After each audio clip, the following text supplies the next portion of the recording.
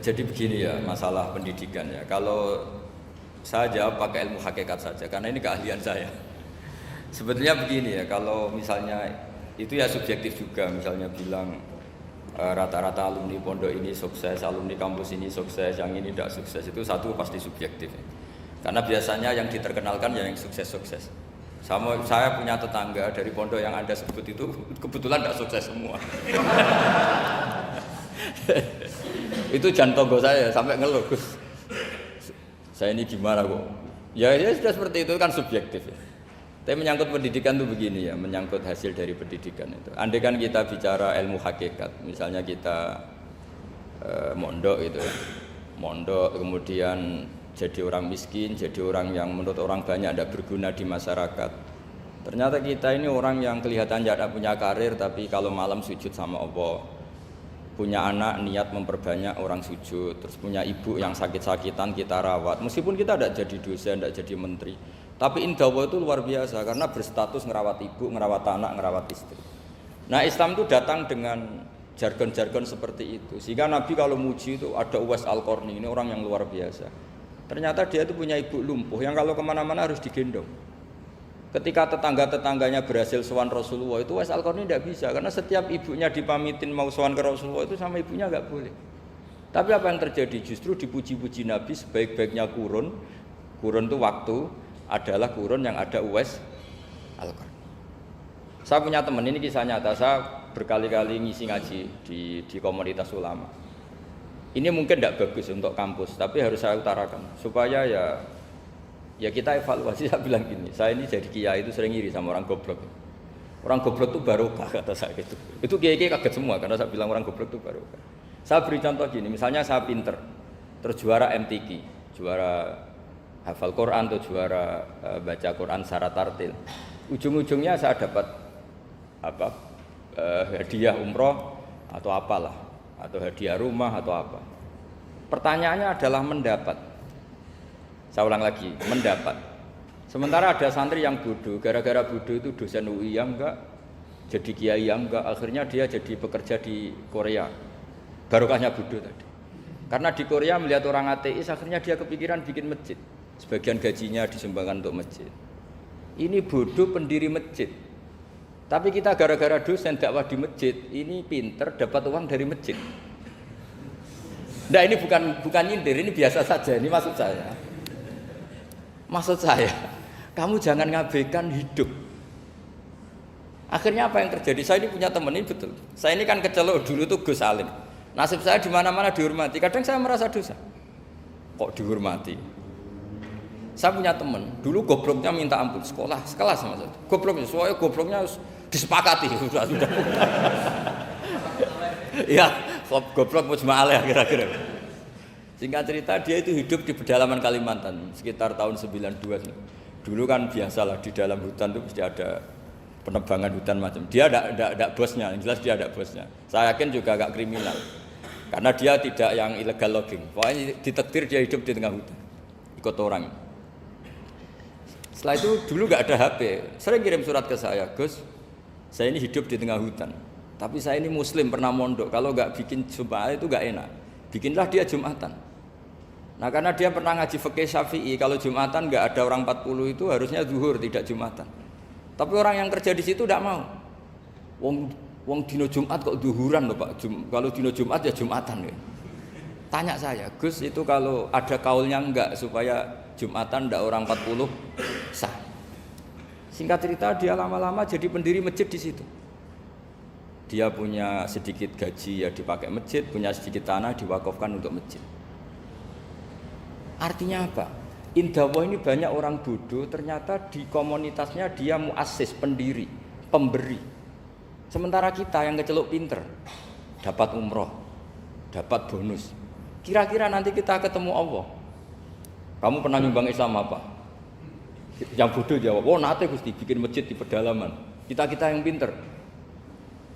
Kayaknya kalau memberi enggak lah Gusti. Reputasinya mendapat. Nah artinya gini, kita jangan mengukur, makanya Rasulullah itu punya sisi unik, ini mungkin pelajaran bagi kita semua. Orang-orang Ansor kita tahu semua berposisi memberi Rasulullah. Semuanya orang Ansor. Ngasih rumah, ngasih tanah, bahkan bukan sekedar ngasih Rasulullah, ngasih sahabat-sahabat yang dibawa Rasulullah, yaitu orang Muhajirin. Ketika Nabi mengalami sekian kemenangan, futuhat, Nabi bagi-bagi harta itu orang Ansor gak dikasih, sama sekali gak dikasih. Sehingga terprovokasi sebagian, dan tentu sebagian yang muda-muda, masyhur itu, yang terprovokasi yang muda-muda. Ini pelajaran bagi kita. Wah, ini Rasulullah Muhammad mulai tidak fair, yang dikasih orang-orang kafir Quraisy yang barusan masuk Islam. Paling Nabi karena jenenge tonggo, sawak dewi kan kenalan anyar gitu. Jadi dimenangkan sing tonggo, yaitu orang-orang kafir Quraisy yang sekarang baru masuk Islam. Singkat cerita akhirnya Nabi dengar gosip itu, dengar bahwa Nabi dikomentari mulai tidak adil karena memprioritaskan orang-orang Quraisy yang notabene adalah keluarga Nabi, tetangga Nabi, kampung halaman Nabi. Akhirnya Nabi bilang, coba semua orang Ansar kumpulkan di satu kubah, satu khimah besar di Jirona pas itu. Dikumpulkan, terus orang Ansar ditanya, dengar-dengar makolatun balagona angkum, ada satu makalah dari kamu, apa betul itu kamu yang mengatakan? Terus ketua orang Ansar ada yang namanya Sa'd bin Ubadah berdiri. Ya Rasulullah, amazu ahlamina fala yaquluna syai'an. Orang-orang terpelajar kita ada yang komentar. Tapi yang muda-muda ini memang ngomong seperti itu. Bahwa jenengan sekarang mulai lebih tertarik ngurusi orang-orang Quraisy daripada kita. Terus itu di Jirona. Jirona itu ya kira-kira berapa kilo ya? 40 kilo atau 30 kilo dari Mekah. Zaman itu Nabi posisi di Jirona. Jawabannya Nabi itu unik. Oh iya, kata Nabi. Apa yang dikatakan Nabi? Saya ini Rasulullah, nanti kamu pulang bersama saya. Tapi orang-orang ini, orang-orang Bedui ini, setelah saya kasih kambing, saya kasih unta, mereka pulang. Ama tardona ayarji annasu bisyati wal ba'ir wa tarjiuna antum bi Rasulillah. Kamu ini nanti mendapat saya ini nanti ikut pulang kamu ke Madinah. Berarti kamu mendapat saya, afdalul khalqi, orang terbaik di dunia. Mendapat sayyidun nabiyyin. Tapi orang-orang yang setelah saya kasih uang itu pulang. Artinya gini, kamu berorientasi mendapat saya apa mendapat uang? Nangis semua orang Ansor, enggak Gusti ya sudah mendapat jenengan saja duit gak nolak. Ternyata Nabi itu mentertawakan sama nyun sewu A'rabul A'rab, orang-orang Bedui Arab. Ya Rasulullah, ini baru Islam, tolong diservis dong, namanya mu'allaf. Saya baru Islam, tolong diservis toh. Ya Rasulullah, ya sudah kamu ngambil unta ini diambil pulang. Yang satu minta kambing diambil pulang. Terus kata Nabi, kowe seneng duwe kelakuan ngono, ketemu Nabi ra tertarik ngaji. Bar tok duit mulai bar tok duit. Sementara kamu mendapat saya. Intinya Rasulullah ingin mengajarkan ke orang-orang Ansor, kamu dulu tuh heroik. Posisinya memberi untuk Islam, maka heroik kamu tidak akan saya batalkan. Dari mental memberi kemudian ingin mental mendapat. Itu hebatnya Rasulullah. Jadi kalau dalam tradisi sahabat, misalnya saya sering ditolong orang gitu. Kok setelah saya jadi kiai besar atau jadi wapres kira-kira gitu kayak Pak Ma'ruf Amin, itu malah sebaiknya enggak usah bales yang berjasa kalau ini calon wali. Karena enggak boleh kebaikan itu dibatalkan dengan mendapat. Ini cara teori politik masalah ini. Tapi kalau teori wali keharusan, masa ngamal kok dibatalkan? Nah kan ini ngaji, kalau ngaji itu ya daftarnya jadi wali, jangan jadi politikus kan gitu. Jadi ibarat kita coba sekarang banyak kampung itu geger kan gara-gara itu. Wakifnya masjid itu ikhlas tanah untuk masjid.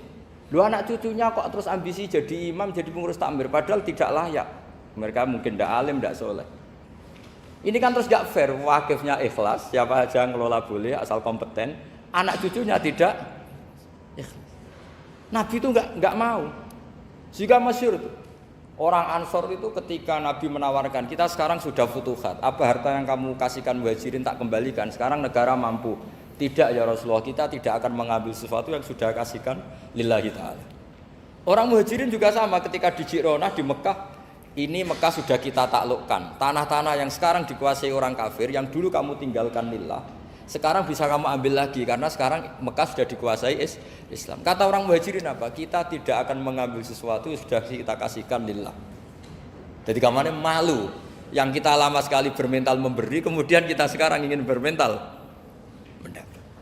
Artinya gini, kalau jenengan ngukur kegagalan itu orang-orang bodoh itu barokahnya luar biasa. Coba kalau semua orang pinter misalnya, kayak saya, kayak Pak Rektor misalnya, itu bingung masyarakat. Barokahnya orang bodoh di tengah-tengah pasar ada konsultan, barokahnya dokter-dokter yang bijinya tidak pati bagus, akhirnya di pedalaman ada dokter. Gara-gara prestasi pas-pasan di pedalaman. Coba kalau prestasinya kelas A semua, mungkin sudah hidup di Jerman semua. Indonesia bisa kurang stok penyuluh. Jadi pertanyaan jenengan tadi, ya tadi kalau saya disuruh jawab dengan ilmu hakikat, Allah merencanakan ini sudah luar biasa. Orang tiga pinter, setengah goblok. Ini semuanya kalau ilallah wa fillah itu semuanya barokah. Karena tadi nggak bisa bayangkan. Andai kan tidak ada santri sing rapati pinter itu di pedalaman Kalimantan itu tidak ada yang jadi dai. Oh kalau pinter nggak mau, pasti nggak mau. Barokahnya goblok tadi.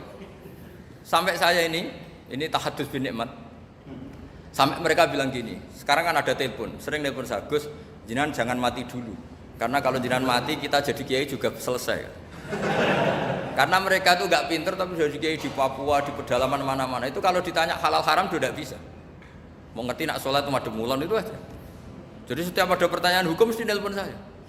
Kadang tamunya nunggu, Gus jawab saiki mati nak rabu jawab. Karena tamunya nunggu. Ya karena tadi dulu di pondok nggak pinter, misalnya tahu hanya gini dok, perempuan kalau datang bulan nggak boleh sholat. Dia nggak tahu detail-detailnya, misalnya ada perempuan yang mustahadah, berhari-hari selalu keluar darah berbulan-bulan. Nah ngajinya belum sampai sana, kalau kita kan sampai sana. Oh gini, kalau adatnya perempuan tadi hanya 6 hari haid, maka yang 7 berikutnya namanya mustahadah, sudah mulai sholat, mulai puasa normal, karena ini penyakit, bukan kategori haid. Nah dulu ngajinya tidak sampai situ. Sehingga kalau ada yang tanya ditunggu, Gus ini ada perempuan keluar darah terus kita harus gimana ini? Sholat enggak? Oh, ilmunya enggak cukup dia untuk jawab. Untuk jawab seperti itu karena tapi tadi ya saya ulang lagi ya. Jadi jangan pernah mengabaikan orang-orang bodoh. Orang bodoh itu ya barokah, tapi enggak perlu ada gerakan jadi bodoh ya enggak perlu. Digerakkan bodoh itu pasti mayoritasnya alhamdulillah sekali. Akhirnya berkah itu ada di mana-mana. Loh ini betul. Pokoknya kita ngaji itu apa yang masyhur itu Rabbana ma khalaqta hadza batila. Semua yang diciptakan Allah pasti ada guna. Ya ini memang ilmu agak aneh bagi kalangan akademisi, tapi kan sampean mengundang saya untuk ngomong ilmunya kiai. Kalau saya jawab pakai standar intelektual kan saya namanya basa-basi. Itu tidak bagus dalam ilmu Islam. Mudahana itu tidak bagus. Karena ini keahlian saya di ilmu hakikat ya saya jawab secara ilmu hakikat. Terus itu pernah saya diceritani Pak Bintang Pamungkas itu cerita. Gus Dur juga pernah cerita, banyak yang sejenis itu cerita. Gus Dur kan orang sukses di Jakarta, itu matur nuwun sama keluarganya yang adiknya yang jadi biasa-biasa saja. Karena akhirnya ada yang ngrumat ibunya. Keluarga Pak Bintang itu banyak yang doktor, profesor, tapi terima kasih sama adiknya enggak siapa-siapa. Karena barokahnya itu ibunya ngrumat. Coba kalau semuanya dokter, mungkin ingin hidup di kampusmu. Kiai juga gitu, kalau ada kiai top, biasanya punya adik yang enggak pati top. Dan kiainya top bisa kemana-mana karena ada adiknya yang enggak top yang ngurmat ibunya, ngurmat anaknya. Jadi sebetulnya Allah sudah mempersiapkan sedemikian rupa. Tapi kalau kita tidak syukur ya jadi repot. Itu tidak hanya cerita tentang Gus Dur, Bintang Pamungkas, mungkin Pak Jokowi, Pak Soekarno, semuanya sama lah. Pasti di balik orang top-top ini ada orang-orang yang berkorban untuk kebaikan keluarga di internal. Dulu ada sahabat namanya Abdul bin Umi Maktum itu buta. Itu tidak pernah ikut perang karena buta. Tapi setiap Nabi perang itu yang jaga Madinah itu Abdul bin Umi Maktum. Tapi terus jangan bilang orang barokah buta ya tidak usah gitu. Pokoknya saya ceritain Rabbana ma khalaqta hadza batila, bahwa engkau ya Allah yang kau ciptakan ini tidak ada yang enggak ada guna. Ya, kira demikian. Assalamualaikum warahmatullahi wabarakatuh.